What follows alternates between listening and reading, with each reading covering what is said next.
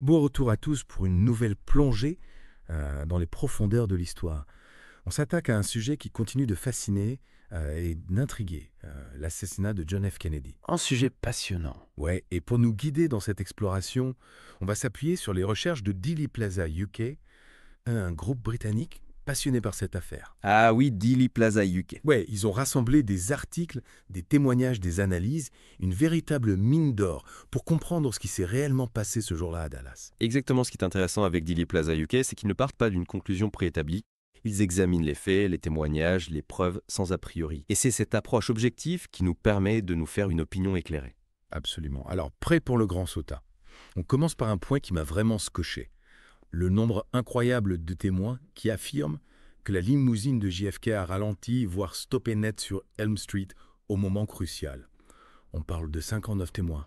C'est énorme. Oui, et c'est d'autant plus troublant que ce détail est absent du film Zapruder, pourtant considéré comme la pièce maîtresse de l'enquête. Si ces témoignages sont exacts, cela change tout. On pourrait imaginer que le chauffeur a reçu l'ordre de ralentir pour faciliter la tâche du tireur, ou que le Secret Service a réagi de manière étrange face à l'attaque.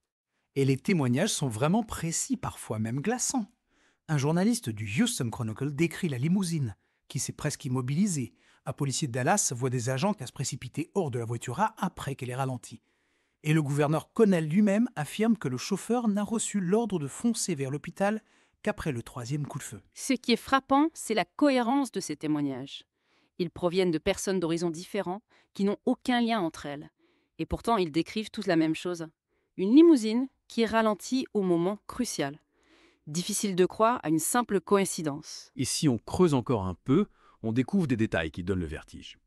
Figurez-vous qu'un astronome de University College London s'est lancé dans un calcul ultra précis de l'angle du Soleil à Dealey Plaza le 22 novembre 1963. Son but, permettre aux photographes de reconstituer la scène de l'assassinat avec une précision millimétrée. C'est un exemple parfait de la rigueur scientifique appliquée à cette affaire. Et cette précision est essentielle. L'analyse des ombres sur les photos et les films peut révéler des incohérences, des manipulations. Imaginez un simple décalage de quelques degrés dans l'angle du soleil peut changer complètement l'interprétation d'une photo. Et ce que cet astronome a découvert est fascinant. Il a identifié les meilleurs moments de l'année pour reproduire l'angle du soleil du jour de l'assassinat. Il explique qu'une petite variation peut faire une énorme différence. On est vraiment dans le détail là. Et c'est justement dans ces détails que la vérité peut se cacher. C'est pour ça que Dealey Plaza UK et d'autres chercheurs indépendants sont si importants. Ils ne négligent aucun élément. Ils explorent toutes les pistes, même les plus improbables. Et c'est cette approche qui nous permet de nous rapprocher de la vérité. On passe maintenant à un autre point mystérieux, le fusil et la boîte postale. Le rapport Warren, l'enquête officielle, est plein de contradictions concernant un témoin clé, Howard Brennan. A-t-il participé à une séance d'identification d'Oswald ou pas? Mystère et boule de gomme.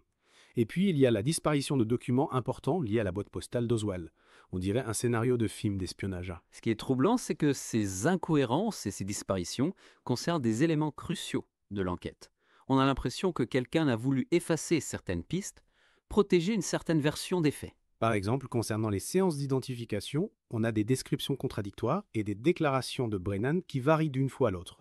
Difficile de savoir ce qui s'est vraiment passé. Et la disparition du formulaire de la boîte postale est encore plus suspecte.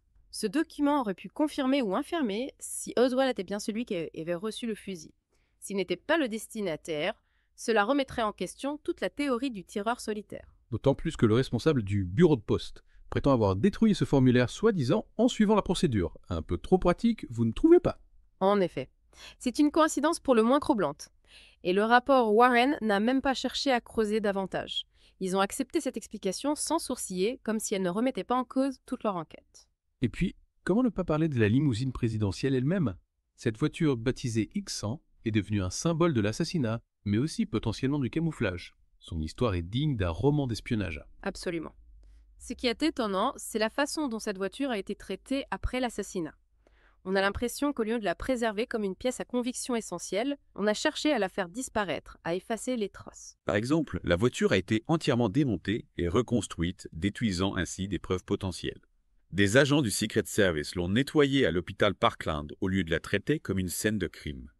Et on s'est empressé de la remettre en circulation comme si on voulait oublier la tragédie qui s'était déroulée à son bord. C'est incompréhensible. Pourquoi ne pas avoir conservé la X100 dans son état d'origine? Pourquoi est-ce besoin de le modifier, de la nettoyer? N'est-ce pas une façon d'effacer les preuves, de brouiller les pistés? C'est troublant. On se demande si la limousine elle-même ne fait pas partie du complot. On est en plein thriller politique, là. Ce qui est certain, c'est que l'histoire de la X100 sème le doute sur l'intégrité des enquêtes officielles. A-t-on vraiment cherché la vérité ou a-t-on voulu protéger une certaine version de faits? C'est une question qui reste ouverte. Et pour ajouter encore une couche de mystère, on a des documents déclassifiés du FBI qui révèlent que les Soviétiques étaient convaincus que l'assassinat de JFK était un coup d'État orchestré par la droite américaine. Ils ont même mis leur pays en état d'alerte maximale. Imaginez l'impact de cet événement sur la scène internationale. C'est un contraste saisissant avec la réaction du gouvernement américain qui, malgré le fait qu'il présentait Oswald comme un sympathisant communiste, n'a pris aucune mesure comparable. Ces documents décrivent en détail les efforts des Soviétiques pour enquêter sur les liens personnels entre Kennedy et Lyndon B., Johnson suggérant qu'il soupçonnait une prise de pouvoir. On est en pleine guerre froide, les tensions sont à leur comble, et l'assassinat de JFK vient tout bouleverser. Ce qui est fascinant, c'est de se demander ce que les Soviétiques savaient vraiment. Avaient-ils des informations que les Américains ignoraient? Ont-ils mené leur propre enquête parallèle à celle du FBI? Malheureusement, les archives soviétiques restent en grande partie inaccessibles. Ce serait passionnant de pouvoir les consulter un jour. On découvrirait peut-être des secrets incroyables, des révélations qui pourraient changer notre compréhension de l'assassinat de JFK. Qui sait ce qui se cache encore dans ces archives? C'est une possibilité. L'histoire de l'assassinat de JFK est loin d'être terminée. Il reste encore beaucoup de zones d'ombre à explorer, de mystères à élucider. En parlant de mystère, il y a un point qui me perturbe particulièrement. Le fusil et la boîte postale. On a déjà évoqué les incohérences dans le rapport Warren concernant la participation d'Howard Brennan aux séances d'identification d'Oswald. Mais il y a aussi cette histoire de documents disparus liés à la boîte postale d'Oswald. On dirait un véritable jeu de pistes. Et un jeu de pistes aux enjeux considérables. Ce formulaire de boîte postale manquant est une pièce maîtresse du puzzle. Mentionné IDEL. IDEL comme destinataire autorisé. Si ce n'est pas le cas, Oswald n'aurait pas pu recevoir le fusil de cette façon, ce qui remettrait en cause toute la théorie du tireur solitaire. Exactement. Si Oswald n'a pas pu recevoir le fusil par la poste, comment l'a-t-il obtenu? Qui le lui a fourni? Et pourquoi? Autant de questions qui restent sans réponse. Et le fait que le responsable du bureau poste affirme avoir détruit cette partie du formulaire, soi-disant en suivant les règlements, ne fait qu'épaissir le mystère. Était-ce une simple négligence ou y avait-il une volonté délibérée de dissimuler des preuves? Difficile de croire à une simple coïncidence. On a plutôt l'impression que quelqu'un a voulu effacer les traces, protéger une certaine version des faits. Mais qui? Et pourquoi? Ce sont les questions qui hantent les chercheurs depuis des décennies. Et Dile Plaza UK, grâce à ses recherches minutieuses, nous aide à nous rapprocher de la vérité, même si elle est parfois difficile à accepter. Et en parlant de vérité, difficile à accepter, on ne peut pas ignorer l'histoire de la limousine présidentielle elle-même, la fameuse X100. Cette voiture qui aurait dû être traitée comme une pièce à conviction essentielle a subi des modifications troublantes après l'assassinat. En effet, imaginez un peu. La voiture a été entièrement démontée et reconstruite. Des agents du Secret Service le nettoyaient à l'hôpital Parkland au lieu de la traiter comme une scène de crime. Et on s'est empressé de la remettre en circulation. C'est comme si on voulait effacer toute trace de la tragédie qui s'était déroulée à son bord. On peut se demander si la X100 ne fait pas elle-même partie du complot. C'est une hypothèse que l'on ne peut pas exclure. Et c'est ce qui rend cette affaire si fascinante. Chaque détail, chaque élément peut nous rapprocher de la vérité ou nous entraîner sur une fausse piste. On se croirait dans un roman policier sans fin où chaque chapitre nous apporte son lot de surprises de rebondissements. Mais au lieu d'un détective fictif, on a Dile Plaza UK, un groupe de chercheurs passionnés qui ne reculent devant rien pour découvrir la vérité. Et c'est grâce à leur travail que l'on peut aujourd'hui remettre en question la version officielle des faits, explorer des pistes que le rapport Warren a ignorées ou minimisées. Alors prêt à plonger encore plus profondément dans le mystère de l'assassinat de JFK. On a encore beaucoup de choses à découvrir, des témoignages, à analyser, des théories à confronter. Absolument.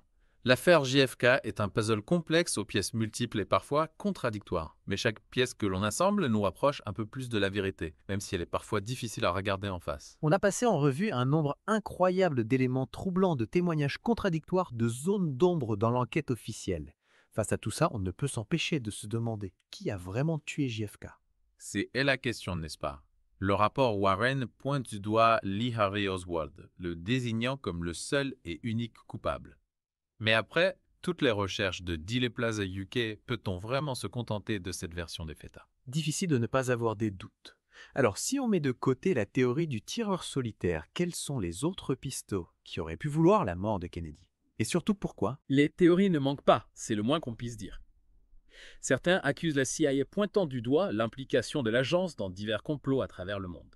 Ah oui, la CIA. D'autres soupçonnent la mafia qui aurait voulu se venger de Kennedy après sa lutte contre le crime organisé.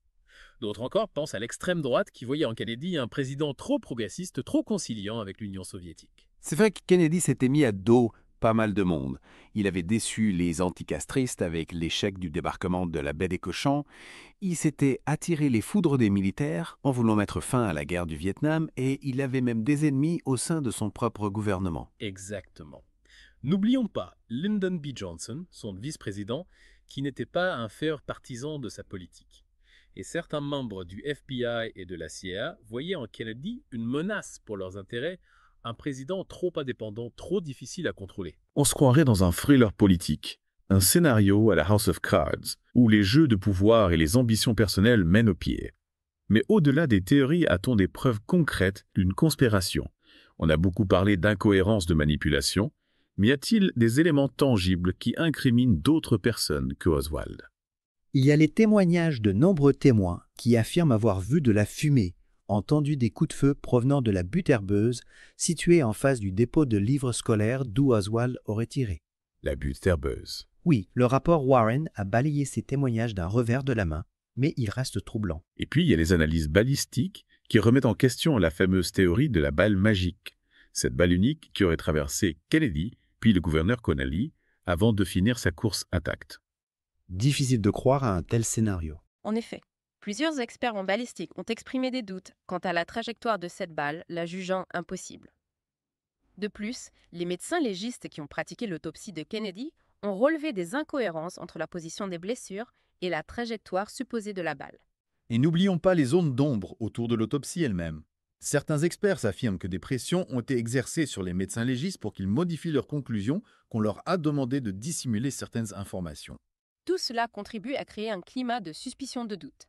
On a l'impression que la vérité a été manipulée, que des pièces du puzzle ont été cachées, détruites pour protéger une certaine version des faits. Mais quelle est cette version? Et qui a intérêt à la maintenir? Difficile de répondre à ces questions avec certitude. Malgré les efforts de Billy Plaza UK et d'autres chercheurs indépendants, le mystère de l'assassinat de JFR reste intagué. On a exploré des pistes, analysé des témoignages, confronté des théories, mais la vérité, elle semble toujours nous échapper. C'est la nature même des affaires de ce genre. Plus on creuse, plus on découvre de contradictions, d'incohérences, de zones d'ombre. Et on finit par se demander si on ne se heurte pas à un mur de silence de mensonges construit pour nous empêcher de découvrir la vérité. C'est une pensée décourageante. Mais on ne peut pas abandonner. Il faut continuer à chercher, à explorer, à poser des questions. L'assassinat de JFK n'est pas un simple fait divers. C'est un événement qui a marqué l'histoire, qui a changé le cours du monde. Et c'est notre devoir, en tant que citoyen, en tant qu'être humain, de ne pas laisser ce crime impuni, de ne pas laisser la vérité sombrer dans l'oubli. Chaque génération a le devoir de se pencher sur cette affaire, d'analyser les faits, de chercher des réponses. C'est un combat pour la vérité et pour la justice qui ne doit jamais cesser. Et même si on n'arrive jamais à une conclusion définitive, le simple fait de chercher, de questionner, de ne pas accepter les versions officielles sans les interroger, c'est déjà une victoire. Tout à fait. L'assassinat de JFK est un rappel brutal de la fragilité de notre monde, de la capacité de certains à manipuler l'information, à cacher la vérité pour servir leurs intérêts. C'est un appel à la vigilance, à l'esprit critique, à ne jamais baisser les bras face aux injustices, aux mensonges. Merci pour cette plongée fascinante et troublante dans les méandres de l'affaire JFK. Vous avez éclairé notre lanterne sur les zones d'ombre de l'enquête, les incohérences du rapport Warren, les multiples théories qui circulent autour de cet assassinat. On espère que cette exploration vous a donné envie d'en savoir plus et de vous forger votre propre opinion. N'hésitez pas à consulter les sources qu'on a utilisées et à partager vos réflexions avec nous. Merci à vous. Et n'oubliez jamais, la recherche de la vérité est un chemin long et tortueux, mais c'est un chemin qu'il faut parcourir coûte que coûte. L'avenir de notre monde en dépend.